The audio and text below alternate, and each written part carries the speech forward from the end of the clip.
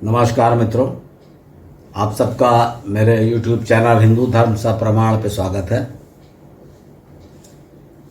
मित्रों, जो हिंदू धर्म पे ये चर्चा की अपनी श्रृंखला है और जो ये भारत भूमि कैसे अफ्रीका से टूट कर आई और 10 करोड़ वर्ष पूर्व की बात कर रहा हूँ मैं, और ये एशिया की स्ट्रिप से टकराई जिससे हिमालय का जन्म हुआ, यहाँ से प्रारंभ करके अनार्य भारत में कहाँ से आए, आर्य भारत में कहाँ से आए, ये सब पे चर्चा करने के बाद अवतार क्या होता है, ये सब अवतार देवी देवता सब पे चर्चा करके पांचों धर्म, 5 अलग अलग पंथों का कैसे एकीकरण हुआ, ये सब मैं आपको बता चुका।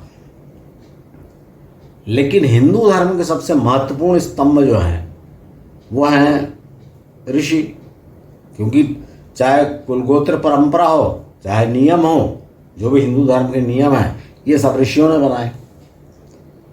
तो ऋषियों ने बनाए, इसलिए हम ऋषियों की चर्चा करना आवश्यक हो सकता है आप लोगों को इसमें ज़्यादा दिलचस्पी ना हो, लेकिन मेरा अनुरोध है कि ऋषियों के जीवन पर ज़्यादा दिलचस्पी दिखाइए।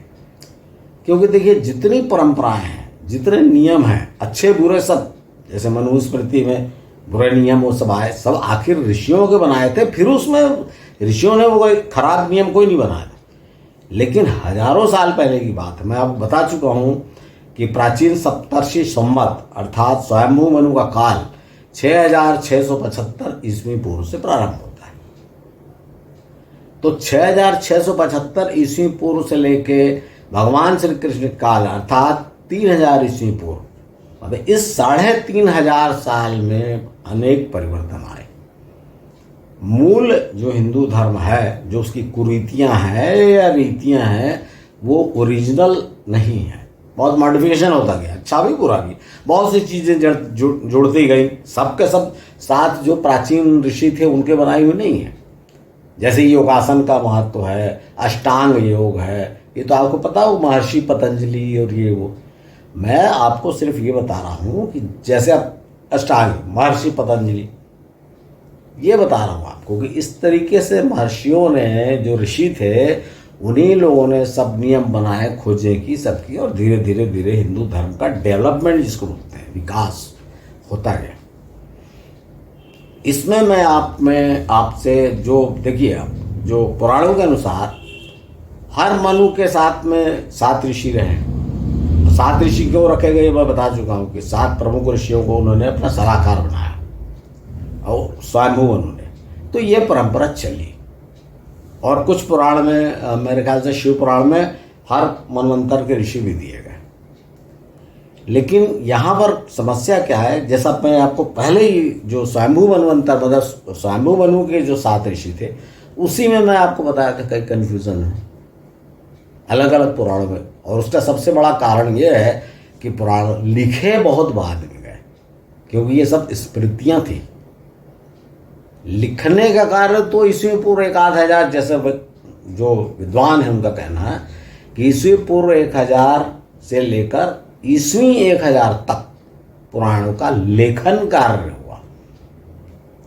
मतलब देवनागरी स्क्रिप्ट में लेखन का कार्य इस समय हुआ, अर्थात ओरिजिनल घटनाओं के 3000, 4000, 5000 साल बाद। तो इसलिए जो लिखित आज हम जो पढ़ते हैं उसमें बहुत से दोष हैं, और जब इतिहास ढूंढना हो तो इन दोषों को हटाकर हमको ढूंढना पड़ता है।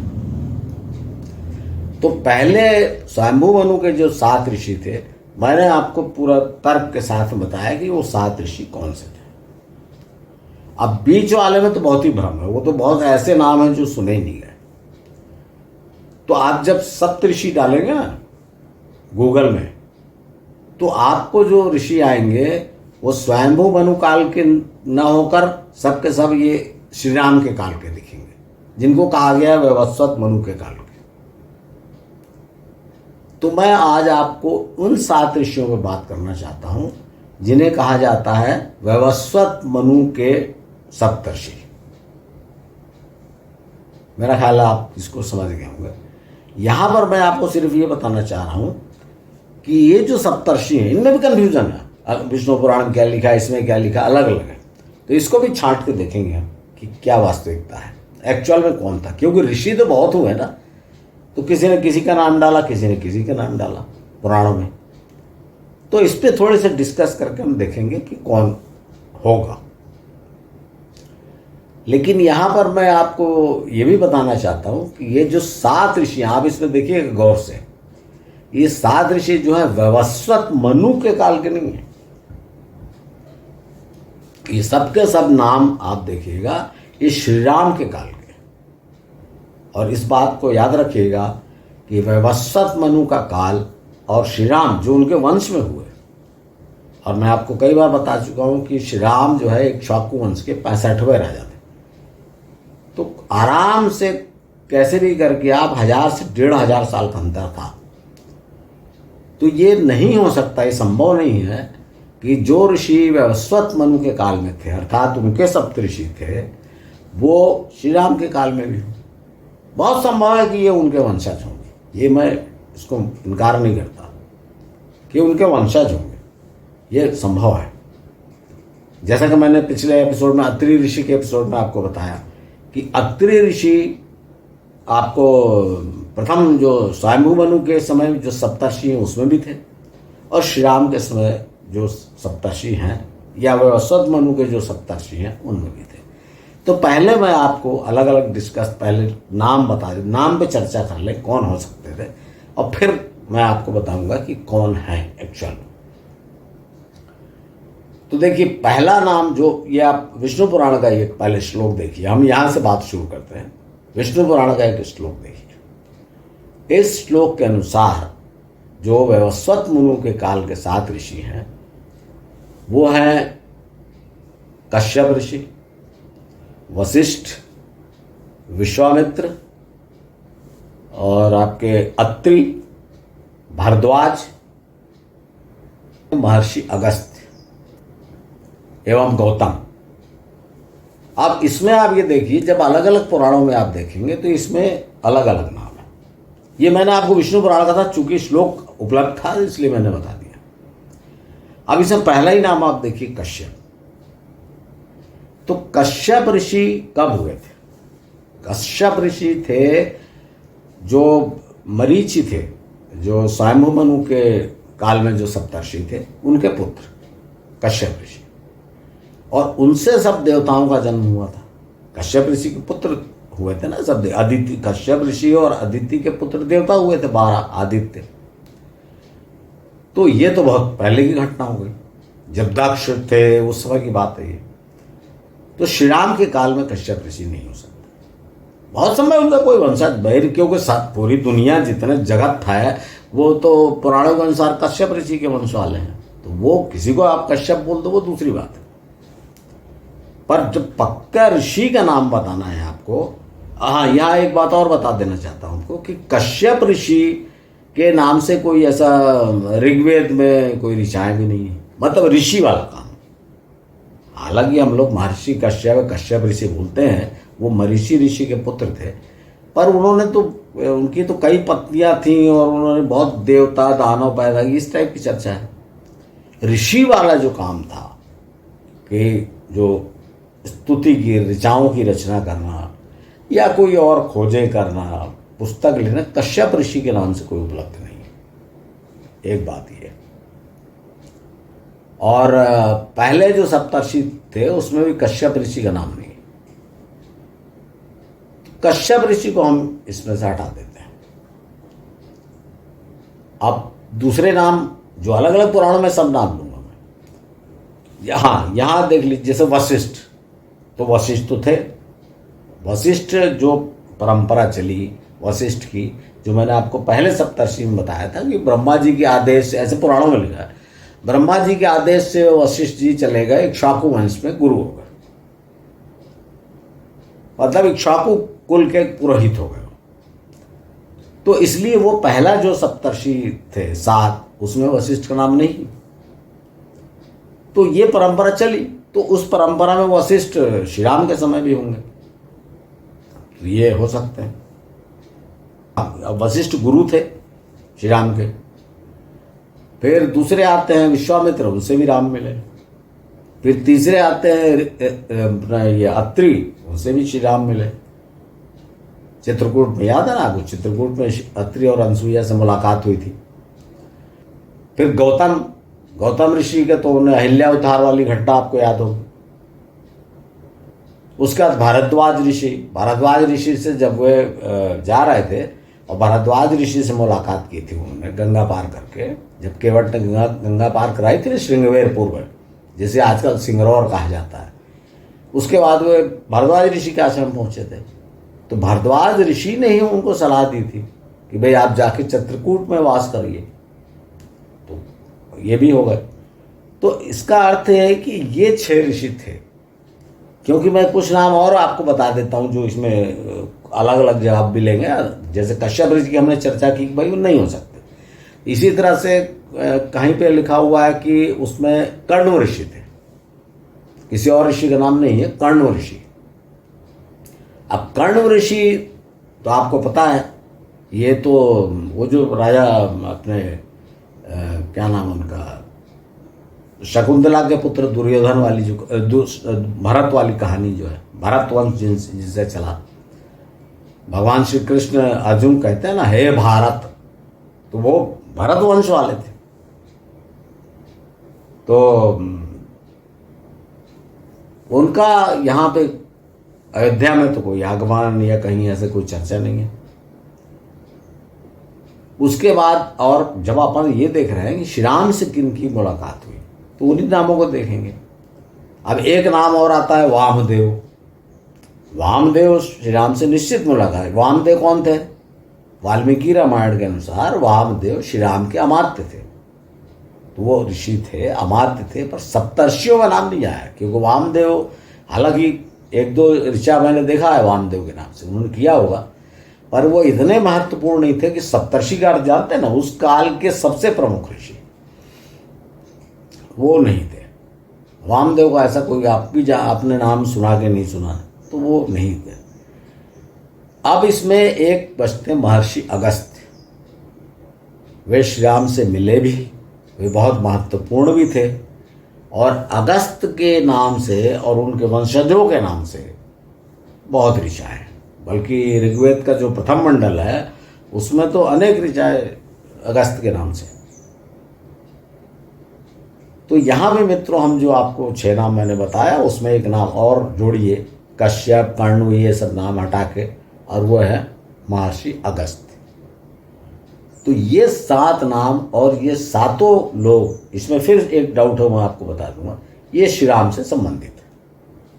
अर्थात वैवस्वत मनु के काल में थे कि नहीं थे इसका पता नहीं, लेकिन श्री राम के समय थे। तो मित्रों इसमें जो और दूसरे नाम है, जैसे आपको मैंने कुछ नाम चर्चा कर ली श्री राम से, अब इसमें एक नाम आता है जमदग्नि। जमदग्नि ऋषि कौन थे? जमदग्नि ऋषि परशुराम के पिता। ये मैं आपको भगवान विष्णु के अवतार, जो परशुराम जी को माना जाता है भगवान विष्णु के अवतार, तो उसमें मैं बता चुका हूँ कि जमदग्नि ऋषि परशुराम जी के पिता थे। तो वो भी श्री राम काल में नहीं थे, वे बहुत महत्वपूर्ण ऋषि तो थे ही, पर श्री राम के काल में नहीं थे। तो किंतु महर्षि मतलब परशुराम जी तो श्री राम काल में थे, बहुत महत्वपूर्ण थे, और जमदग्नि तो थे ही बहुत महत्वपूर्ण, इसलिए जमदग्नि ऋषि का नाम इसमें ठीक लगता है, महत्वपूर्ण लगता है। इसलिए बहुत महत्वपूर्ण लगता है कि परशुराम जी तो देखिए कितने महत्वपूर्ण हैं ही। तो ये 7 ऋषि मैं आपको बताया जो 7वें मनवंतर के, वैवस्वत मनवंतर के सप्तर्षि। अब इसमें जो ऋषि हैं, जैसे मान लीजिए वशिष्ठ, तो उनके नाम से बहुत ऋचाएं हैं ऋग्वेद में, और बहुत ज़्यादा। मैं इसमें सिर्फ 1-2 ऐसे ऋषियों, देखिए मैं यहाँ इतिहास बता रहा हूँ, ऋषियों के बारे में नहीं बता रहा हूँ, हिंदू धर्म का इतिहास, भारतीयों का इतिहास बता रहा हूँ। तो इसलिए पिछली बार की तरह इस बार भी मैं उन ऋषियों की चर्चा करूँगा जिनका हमारे मतलब जो हिंदू समाज के रीति रिवाज है, रहन सहन है, उसमें बहुत फर्क पड़ा। तो आप जब देखेंगे इसमें ना, जैसे गौतम ऋषि है, गौतम ऋषि भाई ठीक है, पर उनका उल्लेख किस में होता है? अहिल्या उद्धार वाले केस में। कि उन्होंने अपनी पत्नी का त्याग कर दिया। बाद में गौतम ऋषि का कहाँ पर उल्लेख होता है? वो चले गए थे आपके ये त्र्यंबकेश्वर के पास, तो वहाँ वो जो गंगा का आवाहन किया ऐसा लिखा हुआ है ना, तो जो गोदावरी नदी है, दक्षिण गंगा भी कहा जाता है उसको। तो ये सब चीज़ें, मतलब सातों ऋषि महत्वपूर्ण थे वो तो बता ही चुका हूँ, लेकिन इनमें सबसे महत्वपूर्ण कौन है? जैसे गौतम ऋषि के बारे में अब आप जब इतिहास ढूंढ रहे हैं तो गौतम ऋषि की किस बात का आप पर प्रभाव है, ऐसा कुछ पता नहीं चलता। वैसे ही जमदग्नि ऋषि का मैंने बताया, परशुराम जी का तो डिटेल चर्चा कर चुका हूँ, वशिष्ठ जी का कोई ऐसा खास नहीं है, अत्रि ऋषि का मैं आपको पूरा एक एपिसोड बता चुका हूँ। भारद्वाज ऋषि कौन थे? बृहस्पति जो थे देवों के गुरु, उनके वंश में उत्पन्न हुए थे भारद्वाज। लेकिन भारद्वाज का फिर अलग कुल नाम बृहस्पति नहीं कहा गया। जैसे बृहस्पति का नाम देखिए, ऐसे कुल गोत्र भी चेंज होते गए ना। एक्चुअली बृहस्पति कौन थे? अंगिरा के पुत्र थे, तो अंगिरस कहा गया, लेकिन बाद में बृहस्पति चलने लगा। तो वैसे ही बृहस्पति के बाद भारद्वाज आया, तो फिर जो आप ऋग्वेद में ऋचाएँ देखेंगे तो बहुत से उनके भारद्वाज के वंशजों ने भारद्वाज अपना नाम लगा लिया पीछे। आपको अभी भी पता होगा भारद्वाज सरनेम होता है, बृहस्पति थोड़ी सरनेम होता है, तो भारद्वाज सरनेम। तो ऐसे चेंज होते गए। मैं आपको बताने का मतलब ये जो मैंने आपको बताया था ना कि जो गोत्र बोले वहाँ से चला, और ठीक है गोत्र चल रहा होगा, पर वो गोत्र अंगिरा भी हो सकता है, बृहस्पति भी हो सकता है, और भारद्वाज भी हो सकता है, लेकिन ये स्मरण रखिएगा कि एक ही गोत्र है। तो मित्रों, यहाँ पर जो दो ऋषि, मतलब मेरे अध्ययन के अनुसार जो बहुत महत्वपूर्ण थे, और जिनका ऋग्वेद में श्लोक भी है, और जो आप राम के काल में देखेंगे तो अति महत्वपूर्ण जिनका था, वो दो ऋषियों की मैं चर्चा करना चाहता हूँ। तो सबसे पहले मैं विश्वामित्र जी की चर्चा करूँगा, और उसका कारण ये है कि देखिए, अब जब वशिष्ठ जी ने क्या किया, राम की शिक्षा दीक्षा जो उनके गुरु वशिष्ठ ने की थी शुरू में, चारों भाइयों की, और उन्होंने शास्त्र ज्ञान भी कराया उनको, और शस्त्र ज्ञान भी कराया, और सब शक्तिशाली थे, बड़े तेज थे, आज्ञाकारी थे चारों भाई। श्री राम उसमें बहुत जबरदस्त धनुर्धर निकले, उनको धनुर्विद्या के वे ज्ञाता थे, ये समझ लीजिए।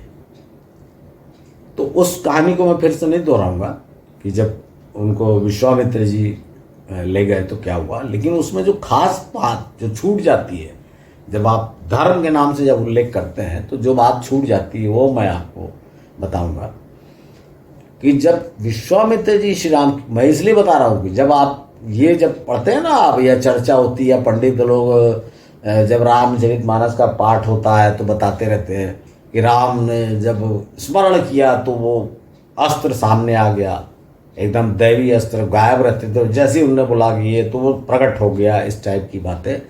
एक्चुअल में बात यह है कि श्री राम धनुर्विद्या के विशारद हो गए थे। महर्षि विश्वामित्र ने उनको अनेक दूसरे इस अस्त्रों का ज्ञान करवाया, क्योंकि विश्वामित्र के बारे में मैं आपको जो बताना चाह रहा हूँ कि विश्वामित्र, चलिए पहले वही बता देता हूँ कि विश्वामित्र जी थे कौन। फिर ये वाली कहानी ताड़का वाली थोड़ा मैं आगे बढ़ गया, पर ये देखिए विश्वामित्र जी कौन थे। मित्रों, जितने नाम ऋषियों में हमने लिया उसमें सबसे अलग विश्वामित्र जी। क्यों? क्योंकि सबके सब बाकी लोग ब्राह्मणों के कुल में उत्पन्न हुए, जो 7 बताया था आपको प्रमुख, उन्हीं वंश में उत्पन्न हुए। बाकी दूसरे भी ऋषि, जिनके और बहुत ऋषि हैं, मैं तो सप्तर्षि मतलब 7 जो चुन के रखा जाता है उनके बारे में बता रहा हूं ना। ऋषि तो बहुत है, अष्टावक्र ऋषि दुनिया भर के हैं, एकदम श्री कृष्ण के काल तक दर्ग दुर्वासा सब हुए। तो वो सब बात नहीं कर रहा हूं मैं यहाँ बता रहा हूं कि विश्वामित्र जी में ऐसी क्या खासियत थी। विश्वामित्र जी एकमात्र ऋषि थे जो पहले राजा थे, अर्थात परशुराम जी के ठीक उल्टा। परशुराम जी जमदग्नि ऋषि के पुत्र थे, तो वो तो ऋषि थे, आपने उनका फोटो भी देखा होगा, जब चित्र देखिए आप, जटाजूट धारण किए हुए, और बाद में वे राजा बन गए। जब उन्होंने शास्त्रार्जुन और पूरे उसको वंश का नाश किया तो उस राज्य पर कब्जा कर लिया। तो परशुराम जी तो वो जो है ना परशु, उनका नाम राम था तो वो परशु धारण करते थे कर परशुराम, और श्री राम से डिफरेंशिएट करने के लिए उनको परशुराम कहा जाने लगा। तो वो पहले जो ऋषि थे या ब्राह्मण थे और फिर उन्होंने क्षत्रिय कर्तव्य किया और क्षत्रिय हो गए। लेकिन विश्वामित्र जी पहले राजा थे और बाद में वो ऋषि हो गए। तो ऐसा क्यों हुआ? परशुराम जी वाला तो मैंने बताया कि वैसा क्यों हुआ। अब यहां देखिए क्यों हुआ।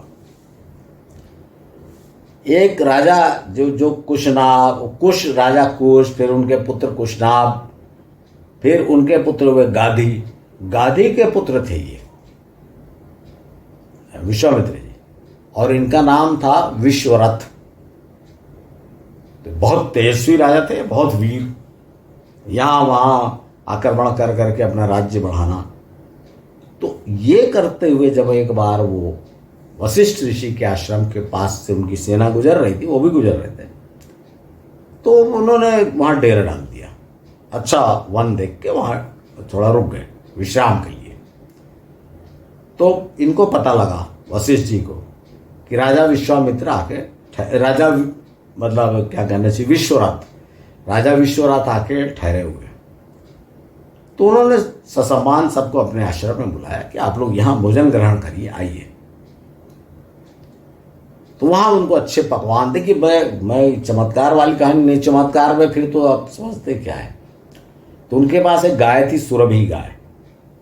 तो उन्होंने उनको उस गाय के दूध के कारण, इतना दूध देती थी वो कि उससे सबका अच्छा स्वागत। अब उस समय खाना पीना जैसे अपन बोलते हैं बड़ा भोजन करा है, तो क्या भोजन करा है? वही गाय के दूध में रबड़ी बनाई होगी, उस पर चावल डाल के पका के खीर बनाई, यही सब था उस समय। ये तो बहुत प्राचीन बात है। तो राजा ने कहा भाई आपने हमारे इतने सैनिकों को और सबको खिला पिला दिया, इतना दूध आपके पास, और वो भी अचानक बुला के दे इतना। तो उन्होंने बताया कि मेरे पास ये गाय है, बहुत जबरदस्त दूध देती है। अब वो जब आप पढ़ेंगे ना तो बड़ा चमत्कारिक गाय, और आप सब दुनिया भर की बातें लिखी। तो राजा विश्वरथ ने महर्षि से कहा, वशिष्ठ जी से, कि भाई आप ये गाय मेरे को दे दीजिए।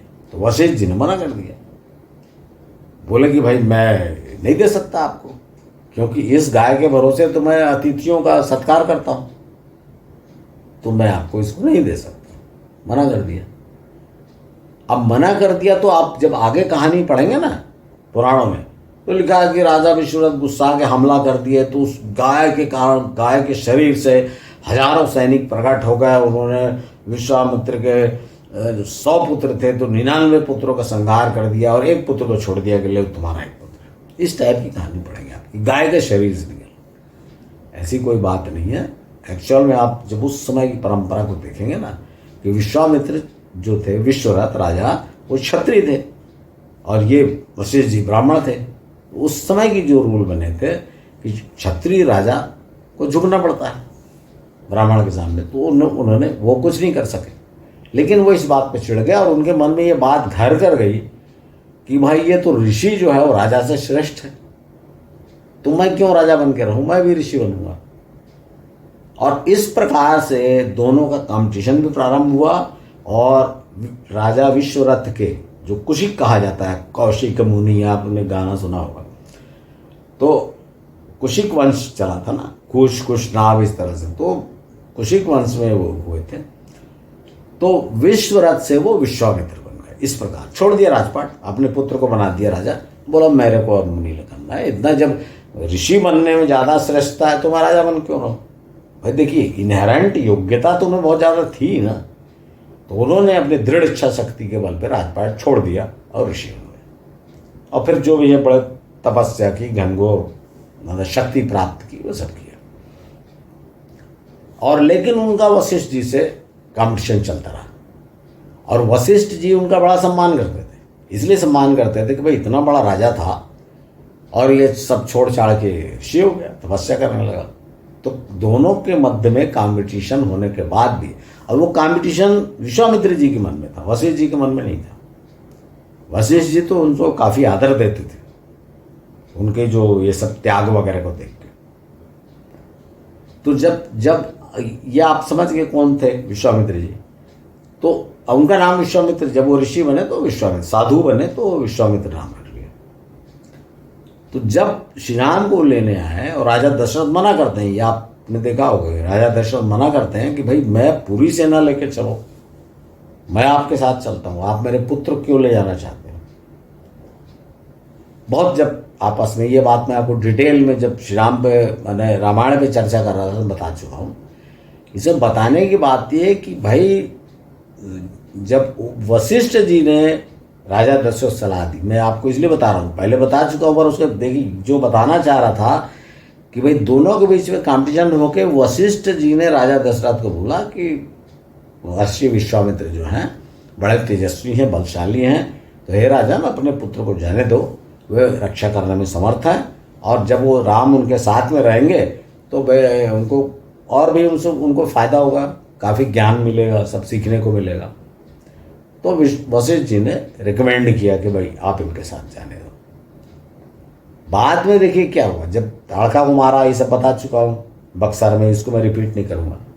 लेकिन जब जा रहे थे बक्सर की तरफ तो रास्ते में क्या क्या हुआ, रास्ते में विश्वामित्र जी ने श्री राम को, लक्ष्मण भी साथ में थे, इनको जड़ी बूटियों का भी ज्ञान दिया और जंगल में रहने की कठोर जीवन की प्रैक्टिस दी। ये मैं क्यों बता रहा हूँ, आपको लगेगा जी भाई आप ये बताइए कि श्री राम के जीवन में क्या हुआ, 14 वर्ष का वनवास हुआ कि नहीं, और तब उनको जंगल के वन के कठोर जीवन का सामना करना पड़ा। तो वो उसकी प्रैक्टिस कहाँ पर मिली उनको, विश्वामित्र जी के साथ, कि जो पुआल या घास की ढेर पर सोना रात को, और कठोर दिनचर्या, उसके बाद जड़ी बूटियों का ज्ञान। क्योंकि आप देखिए 14 वर्ष वन में भटकने के बाद बीमार नहीं पड़ा कोई भी। और कौन सी जड़ी बूटियां हैं, वही जड़ी बूटियां हैं जो बाद में जब च्यवन ऋषि ने बनाया, सॉरी अश्विनी कुमारों ने च्यवन ऋषि के लिए बनाया च्यवनप्राश, वो जड़ी बूटियां इसमें मिलाया गया च्यवनप्राश में। यह वाल्मीकि रामायण में आप देख सकते हैं, उसमें बला, अति बला, पुनर्नवा, ये सब नाम है। तो जड़ी बूटियों का भी ज्ञान दिया श्री राम और लक्ष्मण को, और अस्त्र शस्त्रों का भी ज्ञान दिया, नए नए अस्त्र शस्त्रों का। तो ये सब सीखते सिखाते हुए ये वहां पहुंचे थे, ये मैं बता रहा हूं। और इसमें आपको ये फिर बात आ जाएगी कि भाई अगर विश्वामित्र जी को सब मालूम था तो फिर वो ताड़का को मारने के लिए श्री राम जैसे बच्चे को क्यों ले गए। श्री राम उसमें 16 वर्ष के थे, क्यों ले गए। तो ये मित्रों देखिए कोई ऐसा डिटेल वर्णन नहीं है, पर इसके कई कारण, भाई आखिर दशरथ जी ने बोला था ना कि मैं सेना सहित चलता हूँ। तो इसलिए कि जितने ऋषि हैं, ऋषियों का काम क्या था, ऋषि देखिए आप भारत में हिंदू धर्म का विस्तार कर रहे थे सब के सब। इस बात को आप समझिए, झगड़े की जड़ जो है ये है बात। कोई भी आदमी ऐसी जगह जहाँ दूसरा धर्म हो अपने धर्म का प्रसार करेगा तो लोग उसका विरोध करेंगे। ज़्यादा इस चक्कर मत जाइएगा कि राक्षस थे और राक्षस यज्ञ भंग, अपन को सुन के लगता है अरे हाँ भाई राक्षस बड़ा गलत करते। अरे भाई आप किसी दूसरे के एरिया में अपना धर्म प्रचार कर रहे हो तो डिस्टर्ब करेगा ही करेगा। तो राम को ले जाने का अर्थ ये था कि भाई 2-3 थे, वो ताड़का और उनके 2 पुत्र थे, मारीच और सुबाहु। तो 2-3 को मारना है तो बड़ी सेना लेके जाओगे तो आएंगे ही नहीं सामने। एक बात ये हुई। फिर उस क्षेत्र का जो शासक था वो ताड़का थी, तो शासक को मारना था, फैलाना है, उस जगह पे कब्जा करना है और धर्म को फैलाना है, तो मारना जरूरी है। नहीं आएगी तो फिर कैसे होगा। इसलिए उन्होंने श्री राम को चुना कि ये बालक जरूर थे पर शक्तिशाली बालक और धनुर्धर थे, तो वो मारने में समर्थ हैं। और फिर उन्होंने साथ में अपने ज्ञान भी कराया, उनकी शक्ति भी बढ़ाई खिला पिला के, और ज्ञान भी कराया वहाँ पहुँचने तक। तो इन सब कारणों पे आप जाइए। कोई ऐसा जैसे आप कहानी पढ़ लेंगे ना, आप मेरे कहने से आप वाल्मीकि रामायण पढ़ लेंगे तो ये पॉइंट थोड़ी समझ में आएगा क्यों हुआ। बाद में आपको पता ही है कि विश्वामित्र जी ले गए वहाँ और फिर वो स्थान मैं आपको बता, देखिए ये बात मैं आपको दोबारा बताता हूँ, उसमें बता दिया था। अहिल्या उद्धार में भी मैंने आपको बताया ये पॉइंट कि अहिल्या उद्धार कहाँ हुआ था। तो वाल्मीकि रामायण के वर्णन के अनुसार जब वे जनकपुर पहुंच गए, पहुंचने के बाद घूमने निकले तो अहिल्या का आश्रम मिला। और आज जो भी आश्रम इधर बताए जाते हैं बहुत दूर दूर है। और वहाँ जनकपुर कहाँ बताया जाता है? नेपाल में। तो नेपाल के आसपास तो कोई अहिल्या उद्धार वाला आश्रम है ही नहीं।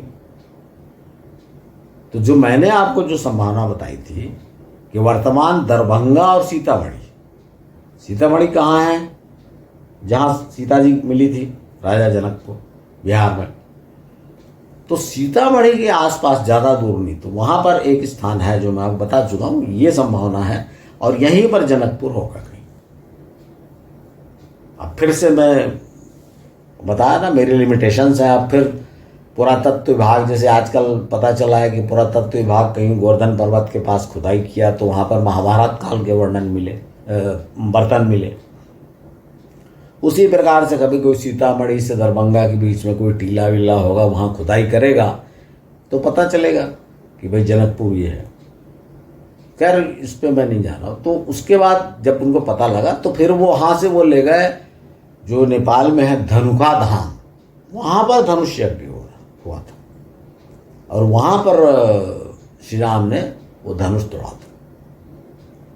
बाद में लौट के फिर इसी जगह आए होंगे विवाह के लिए। तो वो जगह अभी विलुप्त है जिसकी ओर मैं इशारा कर रहा हूँ। तो विश्वामित्र जी का ये सब रोल था यहाँ पर।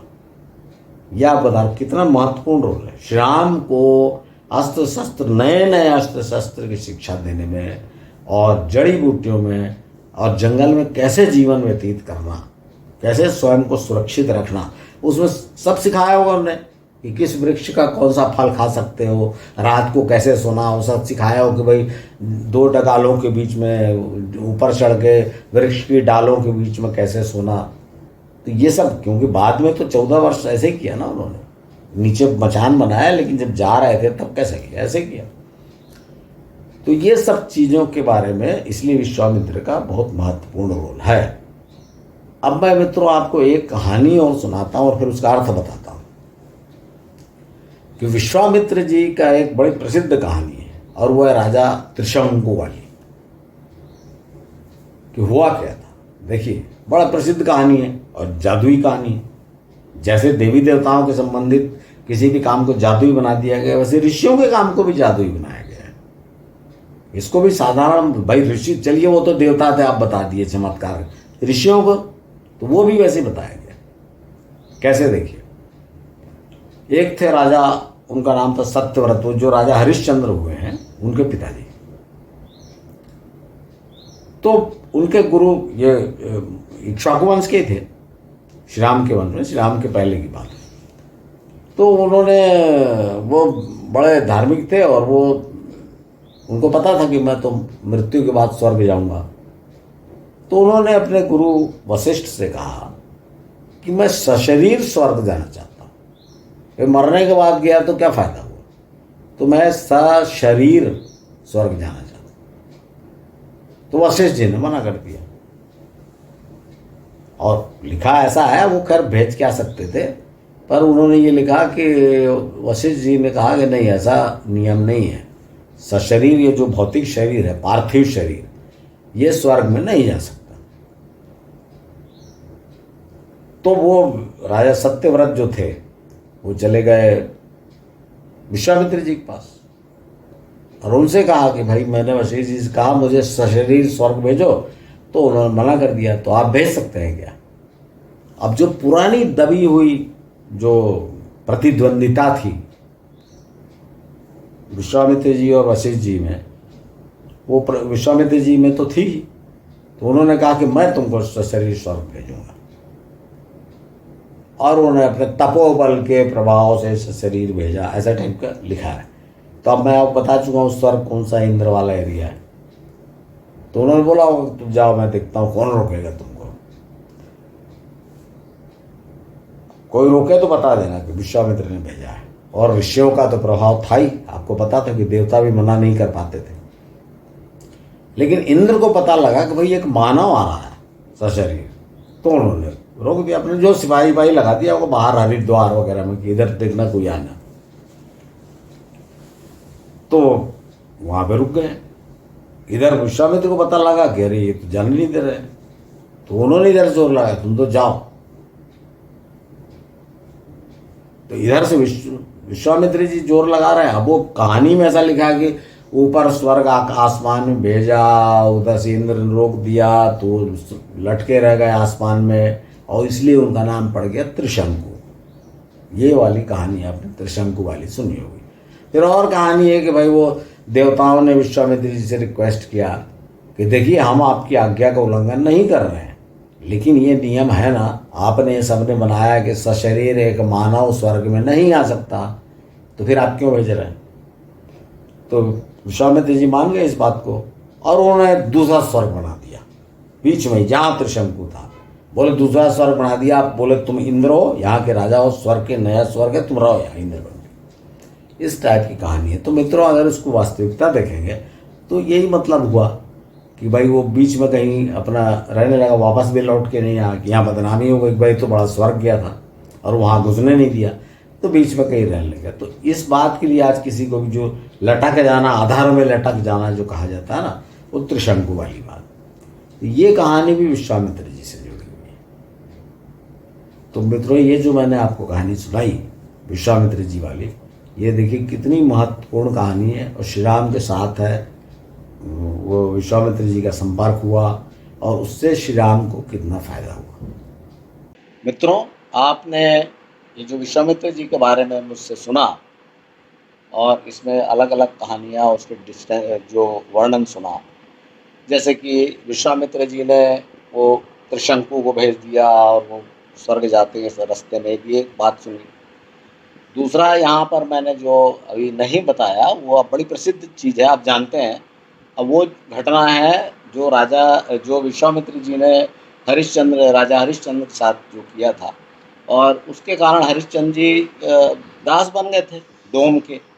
तो काशी में आज भी आप देखिए वहाँ पर वो हरिश्चंद्र घाट, मणिकर्णिका घाट है, जहाँ माना जाता है कि यहाँ पर राजा हरिश्चंद्र यहाँ डोम का काम करते थे।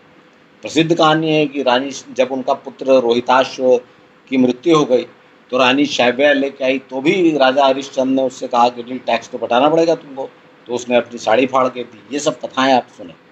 और फिर तीसरा आपको ये पता है कि राजा विश्वामित्र जो ऋषि महर्षि विश्वामित्र हैं, उन्होंने श्री राम को वो लेके गए पहले बक्सर जहाँ ताड़का का वध किया, और फिर जनकपुर जहाँ पर विवाह हुआ।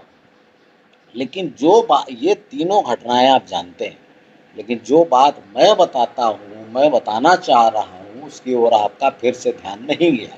अब वो बात है कि इन तीनों घटनाओं का कालखंड, क्योंकि अगर मैं इतिहास बता रहा हूँ तो आपको कालखंड जानना जरूरी है। अब देखिए कैसे। श्री राम के पिता थे राजा दशरथ। जब महर्षि विश्वामित्र श्री राम को लेके गए, उस समय श्री राम 16 वर्ष, और राजा दशरथ तो आपको पता ही है कि अधेड़ावस्था में श्री राम पैदा हुए, अर्थात राजा दशरथ उस समय तो 60 साल के आसपास रहे होंगे, अंदाजन बता रहा हूँ, 55 के रहे हों, 60 के रहे हों।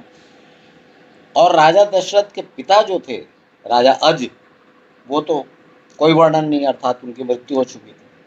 और राजा जो अज के पिता थे रघु, जिनके कारण रघुकुल कहा जाता है, वो भी कोई नहीं थे। और रघु के जो पूर्वज थे वो थे हरिश्चंद्र, और हरिश्चंद्र के पिता थे त्रिशंकु। कितनी पीढ़ियों का अंतर। श्री राम के ऊपर त्रिशंकु और श्री राम के बीच में कम से कम 6 पीढ़ियां। और आपने ये ध्यान नहीं दिया कि सबके साथ विश्वामित्र जी का मिलन।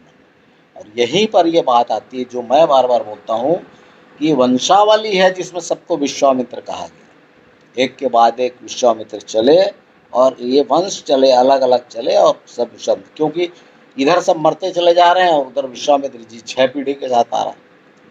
तो ये बात मैं आपको हर एपिसोड में बताता चल रहा हूँ कि कालखंड में इस बात का भी ध्यान रखिए।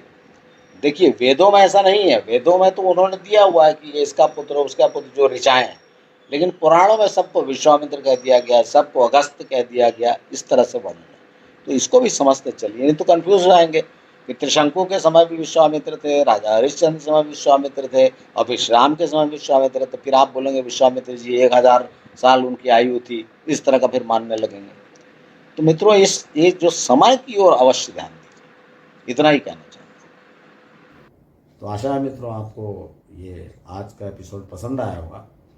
अब अगले एपिसोड में मैं आपको महर्षि अगस्त के बारे में थोड़ा बताऊंगा, क्योंकि वे बहुत महत्वपूर्ण है। अब इन सप्तर्षियों में जो 7 नाम मैंने बताए हैं, तो उनके बारे में चर्चा करूंगा। और उसके बाद फिर हम और जो 1-2 सप्तर्षि के अलावा जो ऋषि हैं उनमें चर्चा करके महाभारत पढ़ूंगा। आशा है मित्रों आपको पसंद आया हुआ एपिसोड, और मेरा अनुरोध है कि आप अपने मित्रों परिचितों में इसको शेयर करें ज़्यादा से ज़्यादा, जिससे लोग हिंदू धर्म के बारे में ज़्यादा से ज़्यादा वास्तविकता को जानें। धन्यवाद।